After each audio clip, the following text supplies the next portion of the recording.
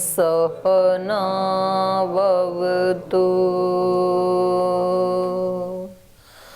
सहनौ भुनक्तु सह वीर्यं करवावहै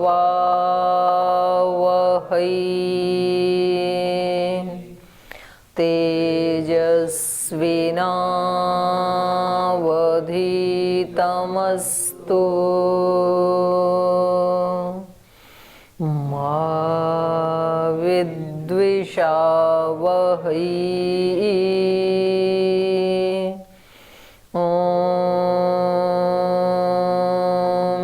शांति शांति शांति।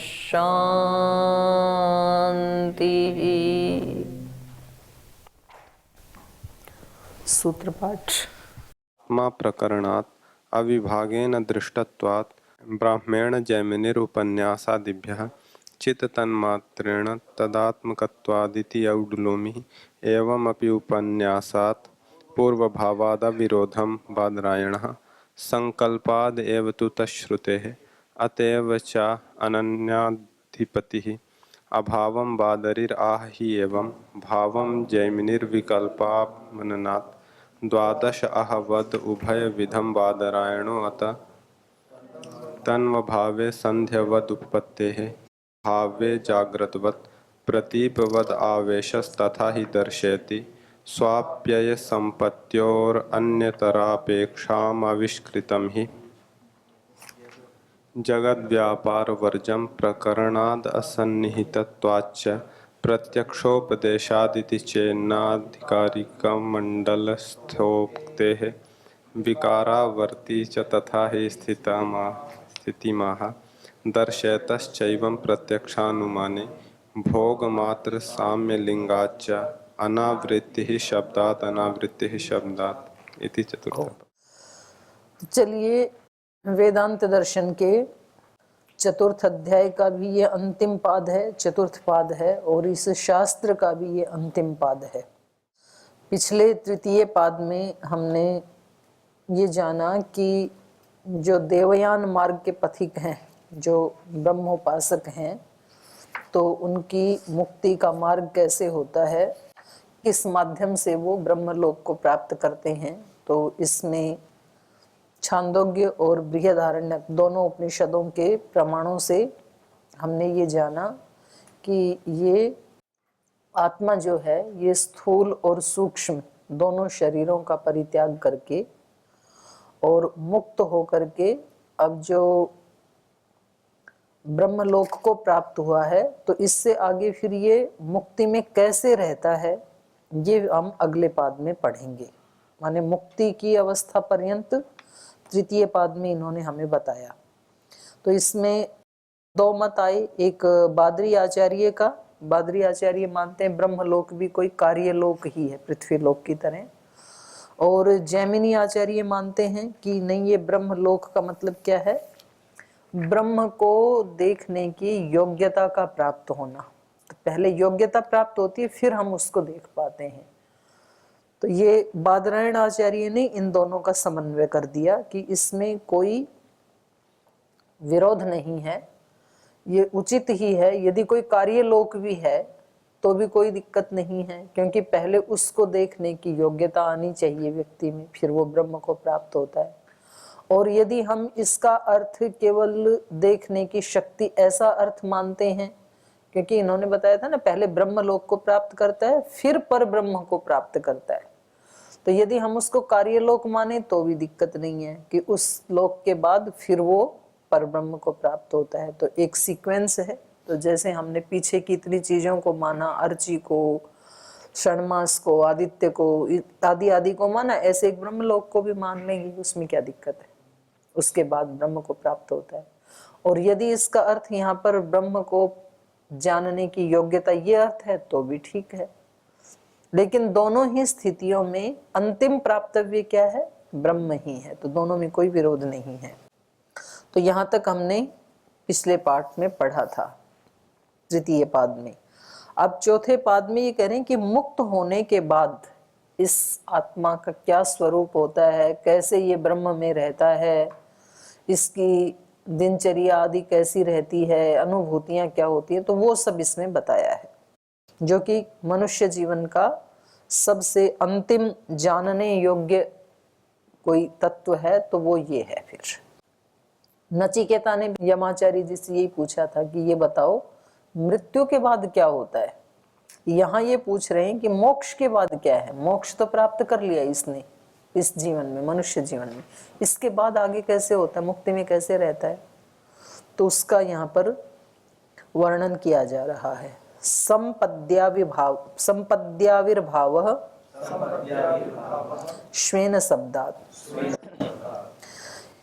संपद्य आविर्भाव स्वेन शब्दात्, कह रहे हैं स्वेन अपने रूप से, संपद्य संपन्न होकर के, आविर्भाव अभिव्यक्त होता है। मुक्ति में ये जीवात्मा क्या होता है, अपने स्वरूप से निष्पन्न होकर के, पूर्ण होकर के आविर्भाव प्रकट होता है, अभिव्यक्त होता है। कैसे पता लगा, शब्दात्, शब्द प्रमाण से पता लगा।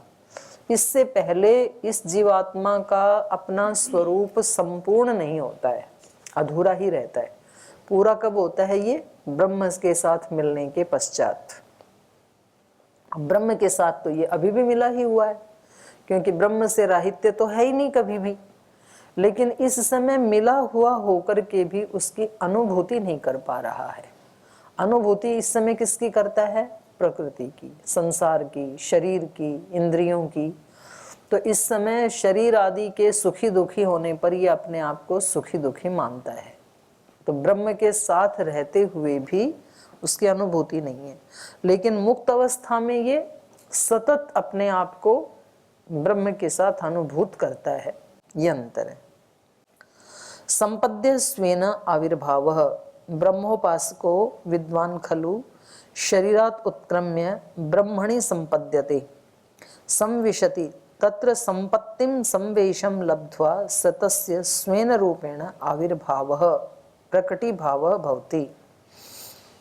ये ब्रह्म का उपासक जो विद्वान है, जीवन मुक्त है, शरीरात् उत्क्रम्य, शरीर से उठ करके, निष्क्रमण करके, ब्रह्मणि संपद्यते, मोक्ष अवस्था में ब्रह्म के ब्रह्म के साथ ये संपद्यते, समान हो जाता है। उसी को ही कहा ब्रह्मणि संविशति, उस ब्रह्म में प्रवेश कर जाता है। तो ब्रह्म में प्रवेश कर जाता है माने ब्रह्म में तो अभी भी प्रवेश है ही, ब्रह्म से बाहर तो अभी भी नहीं है ये, पर उसकी अनुभूति नहीं है, वही अर्थ है। संपद्यते का मतलब है संविशति, तत्र संपत्तिम संवेशः, संवेशम लब्ध्वा, ये ब्रह्म के साथ मिल जाना या ब्रह्म में प्रवेश कर जाना, इसको शास्त्रों में कहा संपत्ति। माने संपत्ति, जो धन दौलत को हम संपत्ति कहते हैं, ये वास्तव में संपत्ति नहीं है। वास्तव में असली संपत्ति क्या है, ब्रह्म के साथ तादात्म्य हो जाना, ब्रह्म में प्रवेश हो जाना, वो संपत्ति है। तो संपत्तिम संवेशम लब्ध्वा, उस संपत्ति को या उस संवेश को प्राप्त करके स तस्य स्वेन रूपेण आविर्भावः, तो ये आत्मा उसके अपने रूप से आविर्भाव को कहा प्रकटीभाव भवति, अपने स्वरूप से प्रकट हो जाता है, अपने स्वरूप से संपन्न हो जाता है। कुतो अवगम्यते, कैसे पता लगा, शब्दात्, शब्द प्रमाण से ही पता लग सकता है इसका तो, क्योंकि जो मुक्त हुए तो वो दोबारा आए नहीं हमें बताने के लिए, और तो इसका प्रत्यक्ष भी हो नहीं सकता है और इसका अनुमान भी हो नहीं सकता है। तो एक ही प्रमाण बच गए फिर, शब्द प्रमाण। तो जिन ऋषियों ने समाधि अवस्था में इसको देखा तो उन्होंने बताया इसको, शब्द से पता लगा। तद विषयक श्रुति वचनात्, मुक्त अवस्था में कैसे रहता है उसके श्रुति वचन से पता लगा। तो छांदोग्य उपनिषद में कहा है एष संप्रसाद, ये जो संप्रसाद है, ये जो जीव है, अस्मात् शरीरात् समुत्थाय, इस शरीर से निकल करके, परम ज्योति ही उपसंपद्य, परम ज्योति को प्राप्त करके, स्वेन रूपेण अभिनिष्पद्यते, अपने ही स्वरूप से निष्पन्न हो जाता है, अपने ही रूप में पूर्ण हो जाता है। तो ये शब्द प्रमाण कह रहा है। तो कहा कि कब हो जाता है ये अपने रूप से निष्पन्न, कदा, कह, कौन हो जाता है, कब हो जाता है? तो इसका उत्तर दे रहे हैं अत्र उच्यते मुक्तः प्रतिज्ञानात्। बोले ये जो मुक्त आत्मा है ये अपने स्वरूप से निष्पन्न हो जाता है। जब तक मुक्त नहीं होता तब तक वो अपने रूप से निष्पन्न नहीं हो सकता है। ये शब्द प्रमाण से पता लगा है। कहते हैं ना भाई, तदा दृष्टु स्वरूप अवस्थानम, समाधि अवस्था में वृत्तियां नहीं होती हैं तो वो उस अपने रूप में अवस्थित तो हो जाता है उस समय भी, लेकिन अपने स्वरूप में पूर्ण तब होता है जब वो मोक्ष को प्राप्त कर लेता है। तो ये जो मुक्त आत्मा है, मुक्तः सन यदा मुक्तो भवति तदा, जब मुक्त हो जाता है तब ये स्वेन रूपेण अभिनिष्पद्यते। कथम, कैसे पता लगा? प्रतिज्ञानात्, प्रतिज्ञातः खलु मुक्तः तत्र अशरीरम वावसंतम न प्रिया प्रिय स्पृशतः। बोले उसी प्रसंग से पता लगा। ये जो ऊपर वाला था ये था 8, 12, 3 और ये अभी जो दे रहे हैं ये है 8, 12, 1। तो कह रहे ये जो प्रसंग है ना ये किससे, कहाँ का चल रहा है? मुक्त आत्मा का ही चल रहा है। प्रतिज्ञात खलु मुक्तः तत्र, वहां 8, 2, 1 में मुक्त आत्मा के बारे में ही प्रतिज्ञा की गई है। माने वहां पर मुक्त आत्मा का ही वर्णन चल रहा है। वहां पर कहा जा रहा है इस मुक्त आत्मा के लिए अशरीरम वावसंतम, शरीर से रहित होता हुआ, क्योंकि पहले तो इसके पास स्थूल शरीर था, फिर उसके पास सूक्ष्म शरीर होता है, लेकिन जब मुक्त हो गया तो इसके पास कोई भी शरीर नहीं है। अशरीरम वावसंतम, शरीर न होते हुए, अशरीरी होते हुए, न प्रिया प्रिय स्पृशतः, प्रिय और अप्रिय का इसको स्पर्श भी नहीं हो सकता है। इससे क्या पता लगा? अर्थापत्ति से, अर्थापत्ति से ये पता लगा कि जब तक शरीर है तब तक तो उसको प्रिय और अप्रिय का स्पर्श होता ही है। मानो कोई व्यक्ति मुक्त हो गया, कोई आत्मा, लेकिन अभी शरीर है उसका, तो यद्यपि वो पूर्ण विवेक को प्राप्त हो गया, लेकिन तो भी थोड़ा बहुत तो उसमें प्रिय और अप्रिय का स्पर्श रहता ही है। कोई चीज उसके प्रतिकूल दिखाई देगी तो वो उसको थोड़ी ही लगे, भले ही अप्रिय लगेगी ही, लेकिन जब शरीर नहीं है तो वो प्रिय और अप्रिय का स्पर्श नहीं कर सकता है। एक बात तो ये पता लगा। दूसरी बात ये पता लगी कि आत्मा अपने आप में बिना किसी साधन के कोई अनुभूति नहीं कर सकता है, प्रिय की भी नहीं कर सकता, अप्रिय की भी नहीं कर सकता। तो इसका अपना जो स्वरूप है वो ऐसा है कि बस ये मात्र चेतन है, इससे अतिरिक्त इसके पास कुछ भी नहीं है। माने चेतन होते हुए भी, यद्यपि वहां पर योग दर्शन में तो कहा भी है, भाष्य में है या सूत्र में है, दृष्टा दृषि मात्र शुद्धोपि प्रत्ययानुपश्य, यद्यपि शुद्ध है, चेतन है, लेकिन खुद नहीं देख सकता है कुछ भी। प्रत्ययानुपश्य, जैसा दूसरा दिखाएगा वैसा ये देखेगा। तो जब ये संसार में रहेगा तो ये स्थूल और सूक्ष्म शरीर, इंद्रियां, इसको जो दिखाएंगी वो देखेगा, वैसे अनुभूति करेगा ये। और जब ये मुक्त हो जाएगा तो परमात्मा ही इसका सूक्ष्म शरीर का काम करेगा, फिर जो परमात्मा दिखाएगा उसको ये देखेगा। तो परमात्मा का भी आनंद ये खुद नहीं ले सकता है। यदि परमात्मा वहां साधन के रूप में ना हो, इसके पास सूक्ष्म शरीर के रूप में, तो फिर ये नहीं ले सकता है अपने अपने रूप से तो केवल। तो इसका अपना जो स्वरूप है वो तो मात्र चेतन है बस। तो एक शीशे की तरह से ऐसे इसको उदाहरण से समझ सकते हैं। अशरीरम वावसंतम न प्रिया प्रिय स्पृशतः, शरीर से रहित होता हुआ इसको प्रिय अप्रिय का स्पर्श नहीं होता है। अशरीर, शरीर संबंध रहित मुक्तः। अशरीर का मतलब क्या है? अशरीर का मतलब है शरीर संबंध से जो रहित हो गया है, अर्थात सूक्ष्म शरीर भी जब इसके पास नहीं है तो उसको कहा मुक्त। और ये जो अब अवस्था है जब इसके पास कोई शरीर नहीं है, तब ये एष संप्रसादो अस्मात् शरीरात् समुत्थाय परम ज्योति उपसंपद्य, तो फिर ये परम ज्योति को प्राप्त करके स्वेन रूपेण अभिनिष्पद्यते। तो अभी पूछ रहे हैं संप्रसाद इति उच्यते, यहाँ इस जीवात्मा को संप्रसाद कहा। एवं तो स सुषुप्तावस्थागतः सुषुप्त अवस्था आगतः खलु सशरीरो अमुक्तः प्रसज्जेत, क्योंकि सुषुप्ति में भी शरीर से तो इसका संबंध हट ही जाता है ना।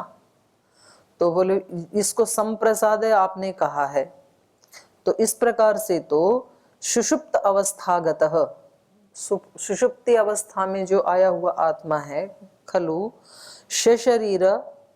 शरीरो अमुक्तः प्रसज्यते, आपने तो कहा था कि समाधि सुषुप्ति मोक्षेषु ब्रह्म रूपता, लेकिन क्योंकि वहां पर शरीर से संपर्क तो नहीं है पर शरीर वाला तो है ना सुषुप्ति अवस्था में, तो फिर वो सूत्र आपका घटित नहीं होगा जो आपने ब्रह्म रूपता बताई थी, क्योंकि ये अशरीर वाला होना चाहिए ना। आपने कहा था ना अशरीरम वावसंता, तो इस वहां तो शरीर तो है सुषुप्ति में, तो फिर तो वहां प्रिय प्रिय का भी स्पर्श होना चाहिए, तो वहां तो ब्रह्म रूपता नहीं होनी चाहिए।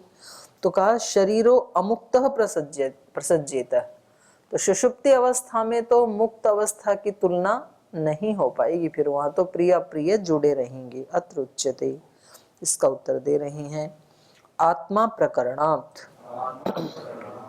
बोले नहीं, ये सुषुप्ति अवस्था में भी जो ब्रह्म रूपता कही है वो शरीर की नहीं कही है, वो आत्मा की कही है, क्योंकि वहां पर आत्मा का प्रकरण चल रहा है। ये जो अनुभूति होती है ब्रह्म रूपता की, ये किसको होती है? आत्मा को होती है, और आत्मा तो है ही वहां पर। जो ये वचन है स एष संप्रसादो, छांदोग्य के 8:12-3 का जो है, स एष संप्रसाद अत्र उच्यते न शरीरो अभिलक्षित, तो वहां पर संप्रसाद से शरीर को अभिलक्षित नहीं किया गया है, बल्कि स आत्मा अस्ति, वहां पर संप्रसाद से आत्मा का ग्रहण किया गया है। बोल कैसे पता लगा? प्रकरणात्, क्योंकि वो प्रकरण ही आत्मा का चल रहा है। पठ्यते ही आत्मा तत्र, क्योंकि उससे पिछले वाले प्रसंग में आत्मा वहां पर पढ़ा हुआ है। तत्र संप्रसाद प्रकरणे, वो जो संप्रसाद का प्रकरण है, संप्रसाद का तो प्रकरण है 8:12-3, और उससे पहले 1 में जो है 8:12-1 में, वो तो आत्मा का प्रसंग है वहां पर। तद यत्र एतत् सुप्तः समस्तः संप्रसन्नः स्वप्नं न विजानाति एषः आत्मा इति होवाच। तो ये है 8:11-1 का, यहाँ से आत्मा का प्रकरण चल रहा है। तद्यत् एतत् सुप्तः, ये जो आत्मा में जो प्रसुप्त है इस समय, प्रसुप्त है वो कैसा है? समस्तः, समस्त माने संपूर्ण। तो वहां पर भी क्योंकि वो ब्रह्म रूपता को प्राप्त हो गया, इसलिए वो क्या हो गया? समस्त हो गया। और समस्त का मतलब होता है जो बिखरा हुआ नहीं है, उसको भी समस्त कहते हैं। समस्त पद समास में कहते हैं ना हम, जुड़ा हुआ। तो ये परमात्मा से जुड़ा हुआ है। जो सुप्त है, सुषुप्त है, वो समस्तः, वो परमात्मा से जुड़ा हुआ है उस समय, और वो संपूर्ण भी है। संप्रसन्नः, उसी समय वो सम्यक प्रसन्न होता है। उसके अतिरिक्त जब शरीर के साथ रहता है तो पूर्ण प्रसन्न नहीं हो सकता है, थोड़ा बहुत प्रसन्नता आती जाती रहती है। संप्रसन्नः स्वप्नम न विजानाति, उस समय ये किसी स्वप्न को भी नहीं जानता है।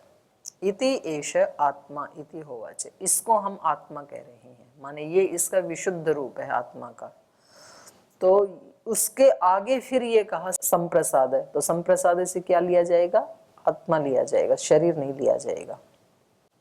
सच आत्मा परमात्मानं प्राप्य कथम अवतिष्ठते मुक्त अवस्थायाम इति अत्र उच्यते।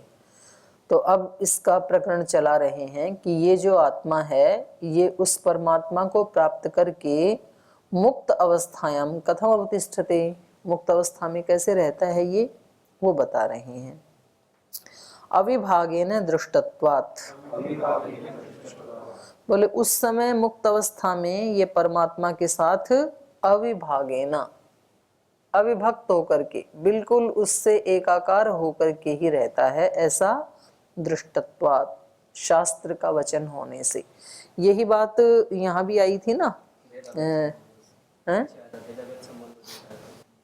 नहीं, इसी में चतुर्थ अध्याय के द्वितीय पाद में आया है ना 16 नंबर सूत्र, अविभागो वचनात्।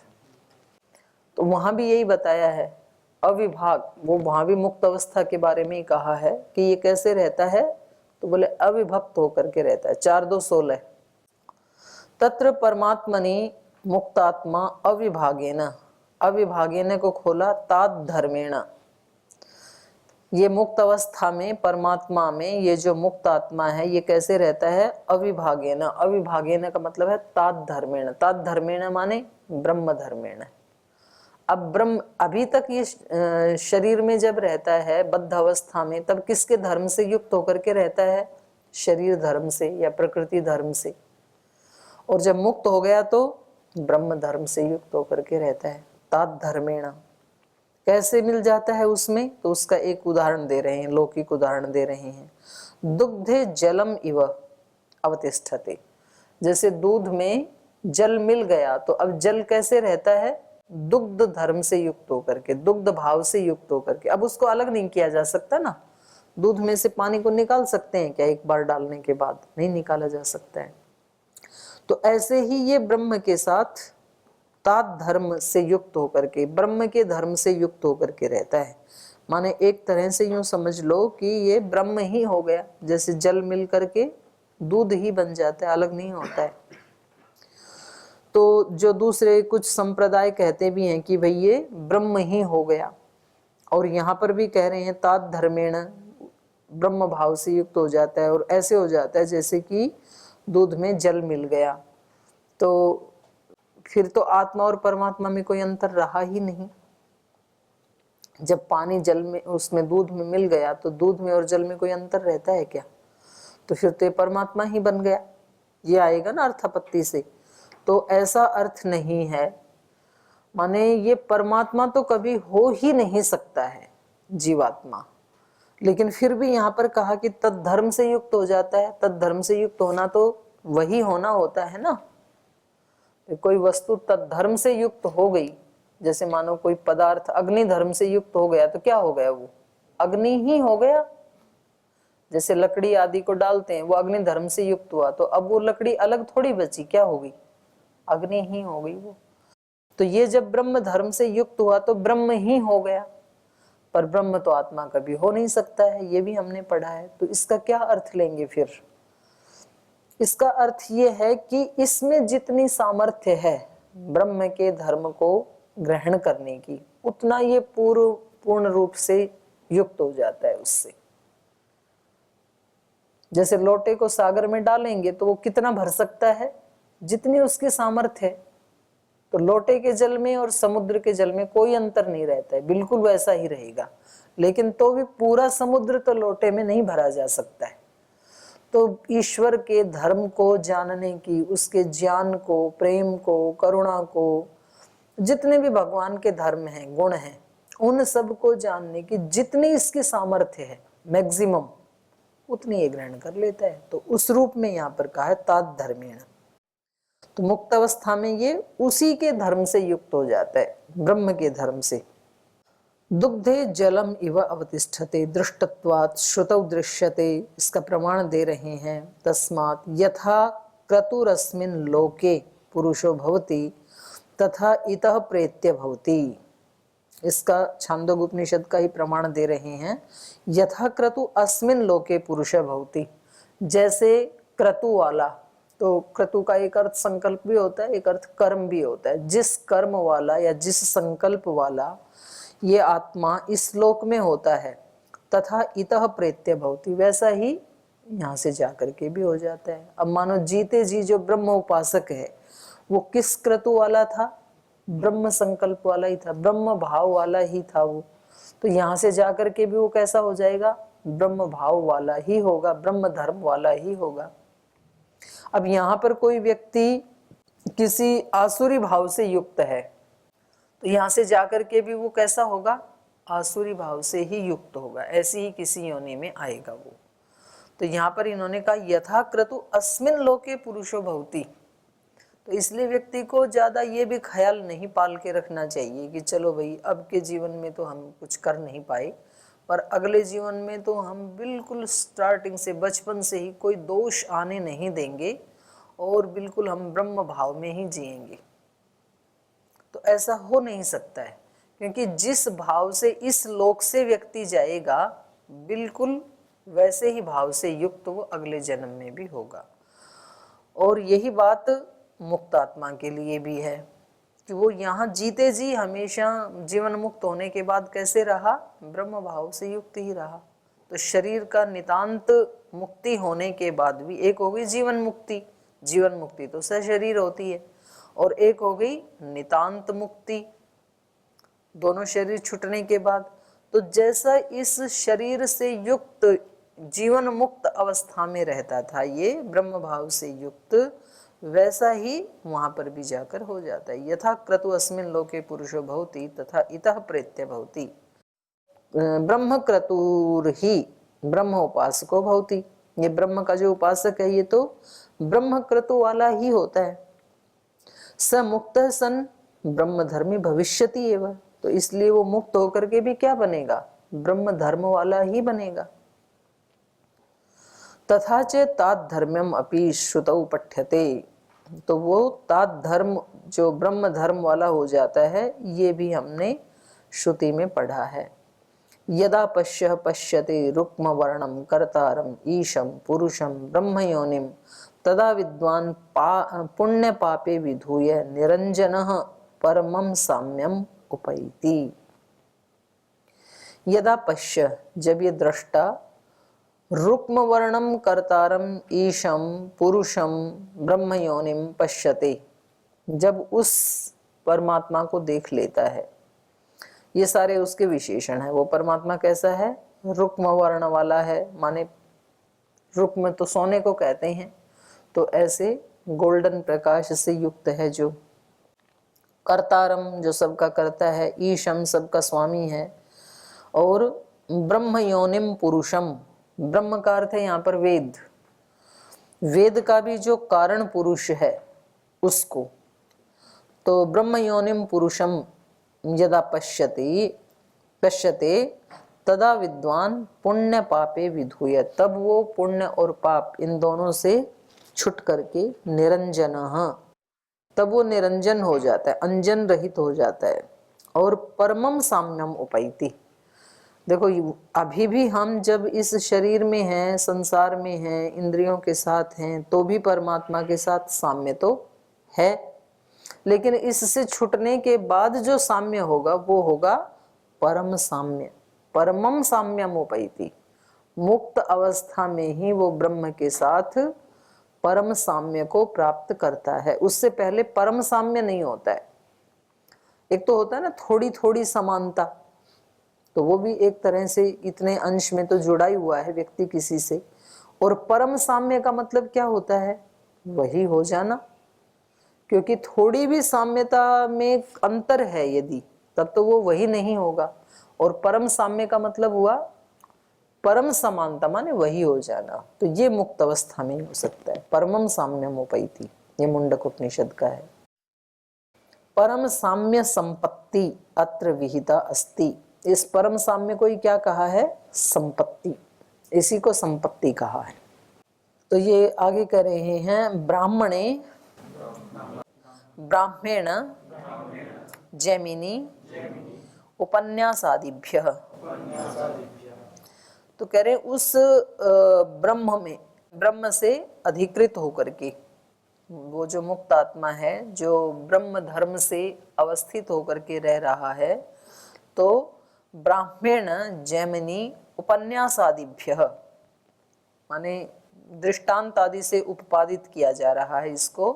तो ये ऐसे कह रहे हैं, जैमिनी ऋषि ऐसे कह रहे हैं, ब्राह्मण धर्मेण अवतिष्ठते, ब्रह्म के धर्म से युक्त होकर के ही ये जीवात्मा रहता है, मुक्तात्मा।